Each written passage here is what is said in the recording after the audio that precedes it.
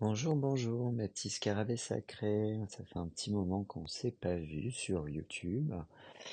Ça fait un petit moment donc que je n'ai pas posté de podcast. Pour la simple et bonne raison que je viens de sortir ce qu'on appelle dans le milieu de la spiritualité, une nuit noire de l'âme. Alors, dans la spiritualité, on l'appelle comme ça. Dans la vraie vie, on l'appelle plutôt, voilà, une simple dépression. La dépression, on en reparlera dans un sujet, dans un podcast prochain. Je voulais juste revenir un petit peu sur le sujet précédent dont on avait parlé ensemble, qui est la peur du sorcier. Alors, c'était un peu compliqué de vous faire ce podcast parce que c'est en même temps le premier podcast que j'ai réalisé. C'est pas évident non plus de enregistrer un podcast parce que ben là je vous parle, je suis en mode nature peinture, détendu dans mon canapé et puis j'essaye de vous livrer le message un peu tel que je le ressens et que je le perçois. Mais la vraie difficulté, en fait, c'est de réussir à centrer son propos. Et c'est compliqué quand on est sur des sujets aussi vastes que la peur, par exemple, parce que ben, la peur du sorcier, la peur en elle-même, qu'on soit sorcier ou, on va dire, non éveillé, on peut dire d'autres termes, hein, on va les appeler les moldus, hein, comme on dit dans Harry Potter. Et effectivement, cette peur, en fait, elle va être commune parce que c'est pas parce qu'on est sorcier qu'on est tout de suite immunisé contre toutes les peurs déjà qu'on peut avoir en tant qu'humain. Hein. Donc, comme j'en ai parlé, on va avoir une peur des araignées, on peut avoir la peur du noir, on peut avoir des phobies. Hein. Ça a été une lubie aussi scientifique de poser des noms scientifiques sur ces peurs. Et voilà, on a beaucoup de mots qui finissent en phobie et qui sont effectivement bah, la réponse que la science a amenée sur les peurs qu'on peut rencontrer. D'ailleurs, quand on parle par exemple d'homophobie, c'est en fait la peur de voir deux êtres du même sexe ensemble, s'unir, avoir des relations sexuelles. Et effectivement, cette peur, elle éveille très souvent aussi des choses qui sont plus profondes de nous, en fait, hein. Et moi, ce que j'ai remarqué, par exemple, en tant qu'homosexuel, c'est que justement, beaucoup de gens, après, bon, voilà, hein, mais qui sont justement à caractère très homophobe, c'est que ça révèle en eux quelque part des craintes que ouais, c'est peut-être un petit peu aussi moi ce que je ressens, mais c'est contradictoire à ce que ma famille m'a appris, ou alors c'est contradictoire avec les textes religieux qu'on m'a inculqués depuis que je suis enfant. Du coup, je ne suis pas quelqu'un de normal, etc., etc. Alors bon, voilà, toutes ces peurs, en fait, finalement, qu'on soit sorcier ou pas, comme je vous le disais, elles peuvent être communes. Mais voilà, il y a quand même des peurs qui vont être un petit peu plus relatifs au monde magique. Déjà, premièrement, je pense qu'une des vraies premières peurs du sorcier, et si vraiment on se concentre sur ce domaine-là, euh, c'est un petit peu ce syndrome de se dire est-ce que je fais les choses bien? Parce que c'est vrai que en magie, surtout quand on débute en plus, quand l'aspect visualisation et ressenti n'est pas encore poussé à son maximum, eh bien, on peut avoir en fait cette tendance à douter de ce qu'on fait et avoir peur que nos sortilèges en fait bah, fassent pire que mieux. On peut avoir peur aussi ben, de ce fameux retour de bâton. Alors le retour de bâton, faut savoir que ça dépend surtout des cultures. Hein. Et moi, vous savez, bon, je suis centré quand même sur plutôt les pratiques égyptiennes et un petit peu les pratiques Wiccan un petit peu plus contemporaine, mais déjà, premièrement, entre ces deux choses-là, il faut quand même comprendre qu'il y a à peu près presque 3000 ans d'histoire qui les séparent. C'est vrai qu'on ne peut pas forcément toujours mélanger les choses. Il y a des correspondances qui existent, mais selon les traditions et les croyances que vous avez, forcément, vous allez appréhender la magie d'une manière ou d'une autre. Donc en magie égyptienne, par exemple, pardon, en magie égyptienne, par exemple, il y a pas de couleur en fait. Il n'y a pas de magie noire ou de magie blanche, c'est de la magie, c'est tout, ce qu'on appelle du Eka. Le Eka, c'est un petit peu l'énergie vitale qu'on respire de chaque mot, de l'écriture aussi, qui est sacrée en Égypte, et qui va produire en fait cette espèce d'intention, cette espèce de vibration auquel on va identifier un dieu qui aurait vécu à peu près la même histoire dans sa vie et qui va pouvoir insuffler à notre prière, à notre demande, de l'énergie, de la magie en fait, tout simplement. Et donc le retour de bâton, en fait, finalement, en Égypte, il n'existe pas forcément, puisque il n'est pas question dans les rituels égyptiens forcément de faire des barrières de protection à chaque rituel qui est fait, etc. Pourquoi? Parce que la divinité que vous allez prier, en fait, finalement, en Égypte, que ce soit Horus, qui est réputé pour être un dieu de la protection, ou alors que ce soit Seth, qui est plutôt réputé pour être le dieu du chaos, de la confusion, etc., des tempêtes, bah, les deux peuvent être aussi bénéfiques que maléfiques. Hein. Si vous invoquez les énergies d'Horus pour vous protéger, mais du coup pour vous protéger dans le sens j'ai envie d'anéantir mes ennemis, Horus pourra avoir aussi cette capacité-là. Au contraire, si vous invoquez Seth également pour de la protection, Seth était aussi très utile sur la barque solaire du dieu Ré, puisqu'il combattait auprès du dieu Soleil, le dieu Apophis. Donc vous voyez, même si Seth, on lui prête une espèce de connotation un petit peu négative, il était quand même très utile pour les Égyptiens et surtout selon le contexte. Évidemment, quand l'Égypte partait en guerre, ils n'allaient pas prier la déesse Hathor, la déesse de l'amour, pour gagner la guerre, hein. On invoquait des divinités de puissance, de rage, avec une envie de vaincre. Donc tout ça pour vous expliquer que cette peur du retour de bâton et cette peur en fait finalement bah, de pratiquer la magie à mauvais escient, il faut l'avoir parce que ça permet encore une fois, et je l'ai dit un petit peu dans le podcast précédent, mais la peur permet quelque part de nous raisonner, de nous freiner, de se dire hop, stop, là je suis en train de peut-être passer un stade qui est pas ouf, et ça nous remet en question en fait finalement. Cependant, ben voilà, selon la croyance que vous avez, ce retour de bâton, il existe plus ou moins. Et encore une fois, pour illustrer un dernier exemple en Égypte, il y avait eu voilà tout un coup monté envers le roi Ramsès III pour lui piquer le trône, hein. C'était son fils Pentahour qui voulait monter sur le trône à l'aide de sa mère, et on aurait réalisé des sortilèges à l'encontre de Ramsès, puisque une partie des sortilèges de l'époque consistait à graver sur des feuilles de cire des formules magiques qui étaient censées avoir un effet.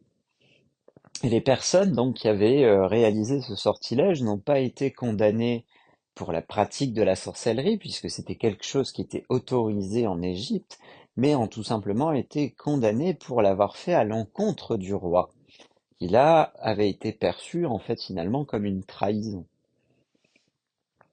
Donc voilà, on a cette peur de retour de bâton, on a peur aussi, ben voilà, que notre magie ne soit pas efficace, qu'on essaye, bah voilà, d'aider quelqu'un et quand je dis aider, parfois, bah, il y a certains sorciers qui se sentent pousser des ailes et qui disent qu'ils peuvent guérir. Alors, je peux croire en ça, oui, il n'y a pas de souci. Il y a par exemple les coupeurs de feu qui existent, hein, vous le savez. Même aujourd'hui, maintenant, ces coupeurs de feu sont représentés dans les hôpitaux, etc. Mais attention avec ça. Moi, je pars toujours du principe que la magie, elle va venir en appui, elle va venir en soutien, mais ça va pas être forcément la solution du problème. Et que, voilà, si on vous donne un rituel, si on vous donne un conseil magique, mais que votre état de santé ou votre état émotionnel ne s'améliore pas dans les jours, semaines à venir, n'oubliez jamais d'aller consulter un professionnel de santé. Enfin, c'est pas parce qu'on maîtrise la magie qu'on est forcément des mages, des demi-dieux, etc. Sinon, honnêtement, bah, je pense que ça se saurait. Euh, et ça ne remplacera pas non plus, je pense quand même, un médecin plutôt sérieux qui a quand même fait 8 à 12 ans d'études après le bac pour essayer de comprendre le corps humain et de le réparer comme la science l'entend en tout cas. Donc, il y a ces choses-là qui sont à prendre en compte, en fait, finalement, aussi dans la peur du sorcier. La peur du sorcier aussi, elle peut être confrontée à, bah justement, on parle d'invoquer des entités, on parle d'invoquer des dieux, des anges.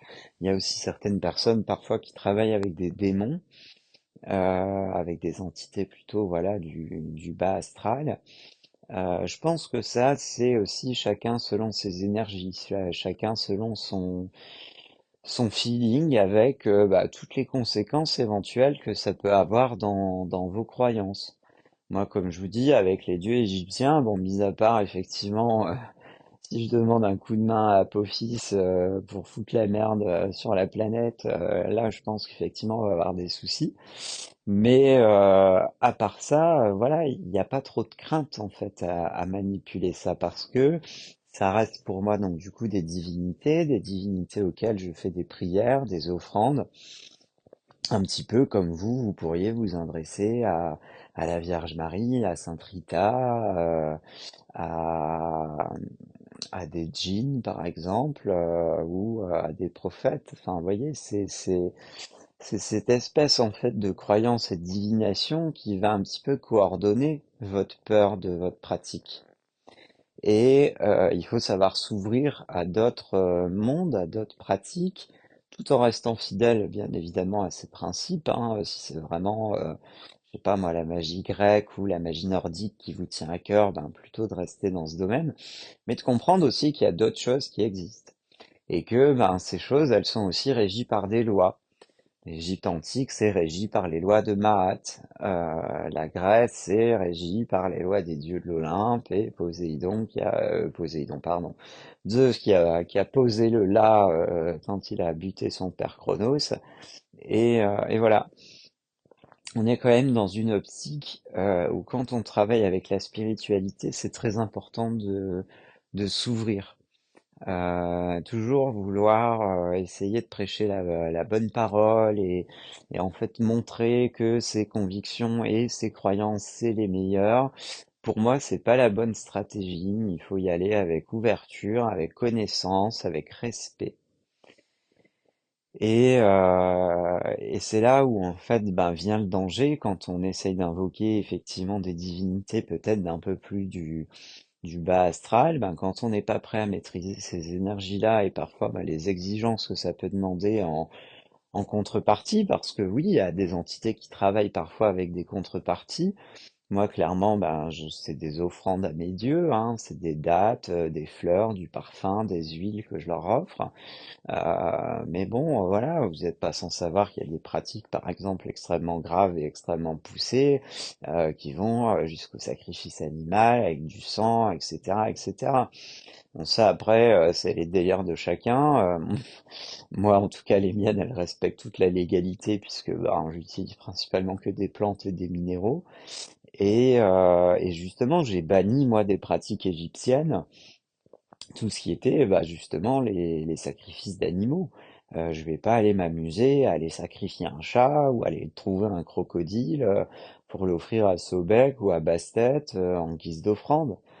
Hein, déjà, enfin voilà, toute vie est précieuse et même en Égypte à l'époque, hein, on avait découvert des espèces de fausses momies qui avaient été fabriquées ben, pour satisfaire le tourisme antique et de pouvoir faire des offrandes et voilà avec des prêtres un peu scrupuleux qui vendaient des fausses momies d'offrandes sous le manteau pour se faire de l'argent. Il y a toujours eu cette notion-là.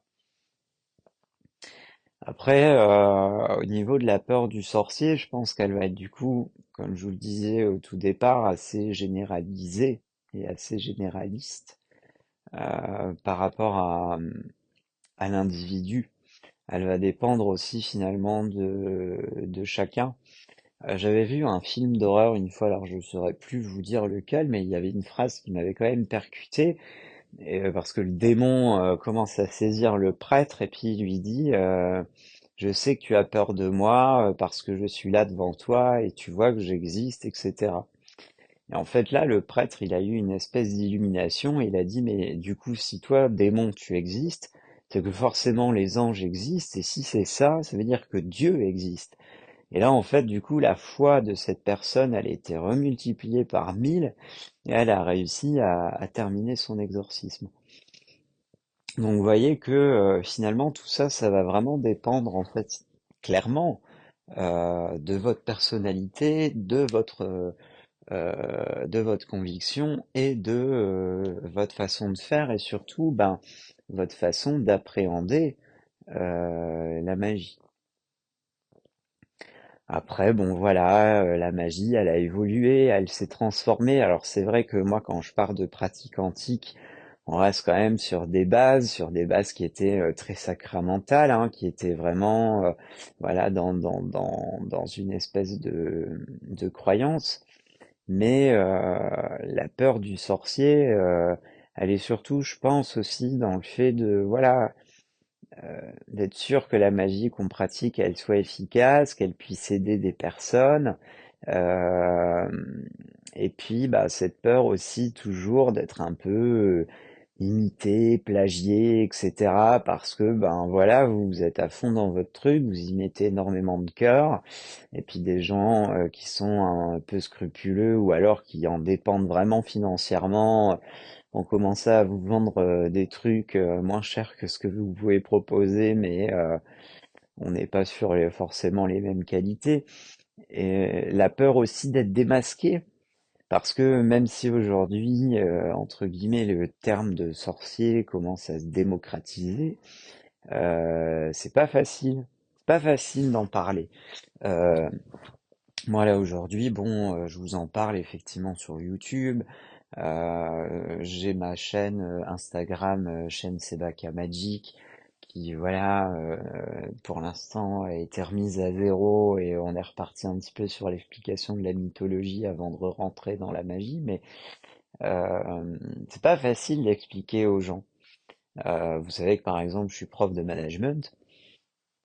Et justement, bah, je donnais des exemples à mes élèves en disant, bah, j'ai créé ma société, j'ai fait comme ça. Puis forcément, les élèves sont intéressés et curieux, ils se demandent, bon, ben voilà, bah, c'est sur quoi votre société? Alors du coup, bon, voilà, vous donnez des mots un petit peu plus généralistes. Voilà, on est sur du bien-être avec des bougies aromatisées pour la relaxation, etc.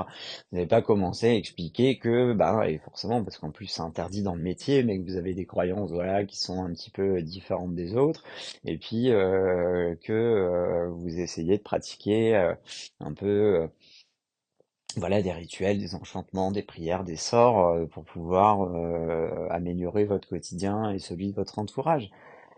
Donc déjà voilà, il y a quand même cette peur aussi de s'afficher sur les réseaux sociaux, de parler, de ne serait-ce que faire des vidéos.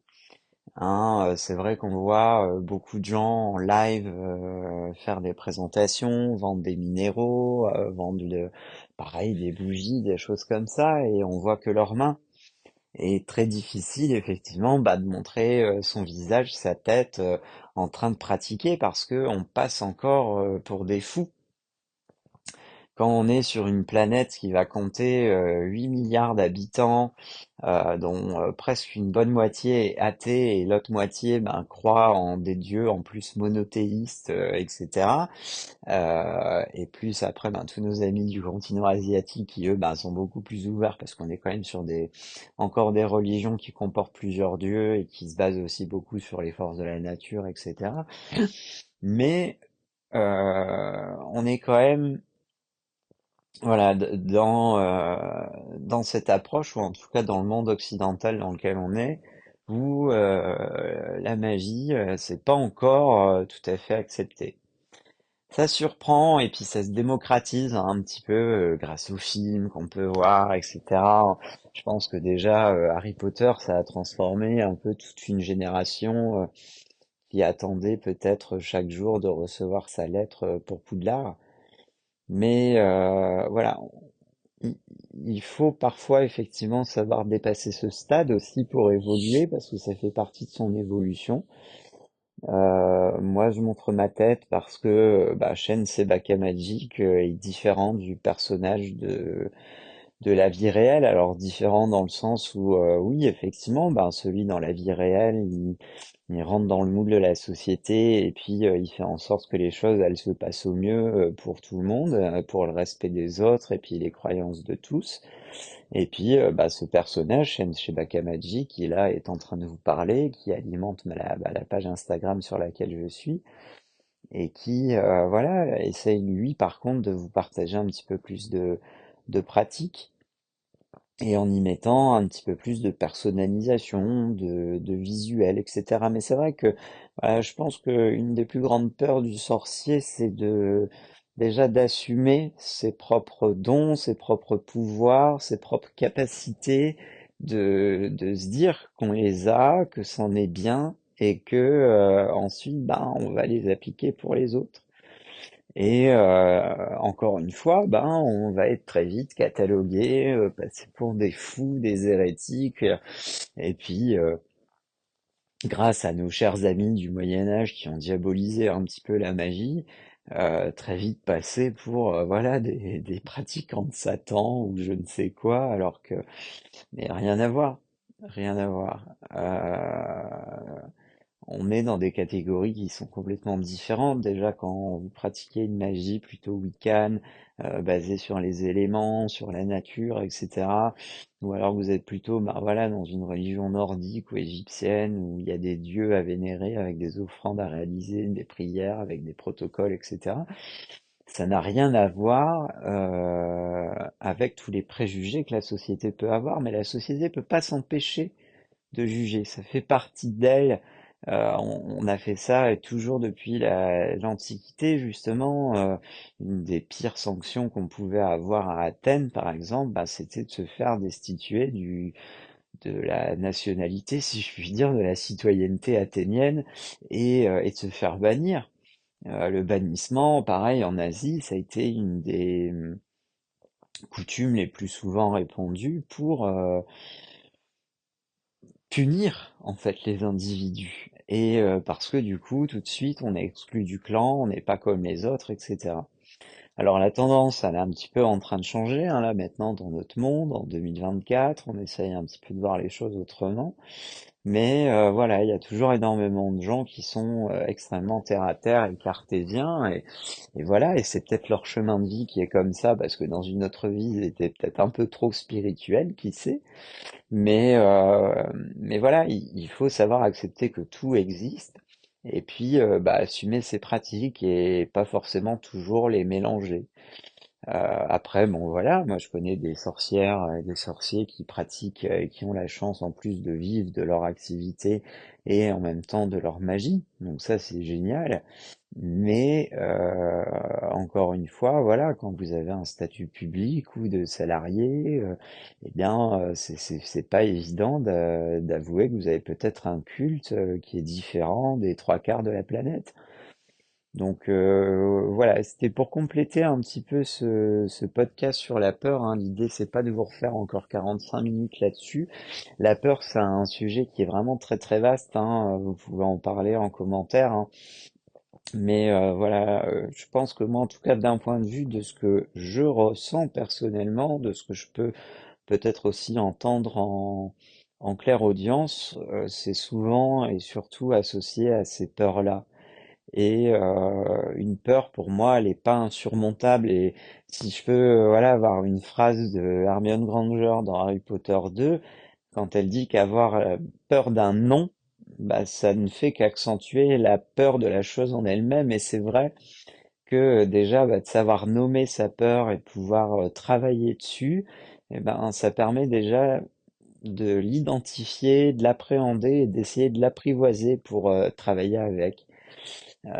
Moi, j'avais une peur bleue, vous savez, des araignées. Bon, bah, petit à petit, là déjà, je commence à prendre mon courage à deux mains pour réussir à en foutre certaines dehors. D'autres, je suis encore obligé de faire appel à une aide extérieure. Mais voilà, tout ça, ça se travaille. La peur du vide aussi. Voilà, j'essaye de passer à pied sur des ponts, etc., etc. Après, ben, la peur, effectivement, que la magie ne fonctionne pas. Alors, il y en a qui vont vous appeler ça parce qu'ils se prennent pour des cadors de la psychologie, le syndrome de l'imposteur. Ouais, c'est pas tout à fait ça. C'est pas le fait de passer pour un imposteur, c'est d'être surtout convaincus de notre propre crédibilité, parce que nous, on sent qu'on prépare un truc bien avec le cœur, etc. Par exemple, quand on vous fait un pochon ou un talisman vraiment avec toutes les meilleures intentions du monde, et qu'on espère que vous alliez mieux. Et c'est surtout la peur d'être déçu, de pas avoir atteint cette espérance qu'on a. Donc, vous voyez, il faut vraiment parfois creuser sur les peurs qu'on peut avoir pour passer en fait au stade supérieur. Voilà. Donc, écoutez, je vous embête pas plus longtemps. On en a rediscuté là une bonne demi-heure et puis ça fait du bien d'avoir échangé avec vous. On fera donc des prochains podcasts qui changeront sur le sujet de la peur, hein. On sera sur d'autres choses. Et si vous avez donc des suggestions de vidéos de sur quoi on peut parler, etc., n'hésitez pas. Là, on va plutôt effectivement se concentrer dorénavant un petit peu plus sur les pratiques égyptiennes, sur les croyances. On va se recentrer un petit peu là-dessus. Mais voilà, je voulais commencer un petit peu avec cette peur généralisée et cette peur du sorcier parce que beaucoup de gens peut-être qui vont écouter, j'espère, ce podcast, vont se dire ah bah oui, bah écoute, c'est vrai que maintenant il est peut-être temps que j'assume un peu cette part de moi-même qui n'a rien d'anormal et qui est tout simplement bah, le fait de croire qu'il y a des énergies et que tout ça, bah, c'est pas non plus forcément incompatible avec vos croyances, en se disant que voilà, bah oui, si Dieu a tout créé, bah, il a peut-être créé ces énergies-là pour essayer d'améliorer notre quotidien sur cette terre qui peut être parfois hostile, notamment voilà avec les animaux, les plantes vénéneuses, etc., mais aussi avec les êtres humains. Parce que l'être humain est quand même capable du pire comme du meilleur. Et c'est de lui, en fait, dont on devrait avoir peur, d'avoir peur, entre guillemets, de soi-même, des limites qu'on ne connaît pas encore, et d'apprendre, en fait, finalement, à se connaître pour maîtriser ses peurs. Voilà, je terminerai là-dessus, je vous rends l'antenne et je vous remercie d'avoir écouté ce podcast jusqu'à la fin. J'espère que vous n'avez pas trop été embêté avec les pubs, je sais pas encore trop comment YouTube ça fonctionne. Mais voilà, je vous fais des gros bisous et on se retrouve très bientôt pour un nouveau podcast avec Shen Sebaka. À bientôt mes petits scarabées sacrés. Mouah.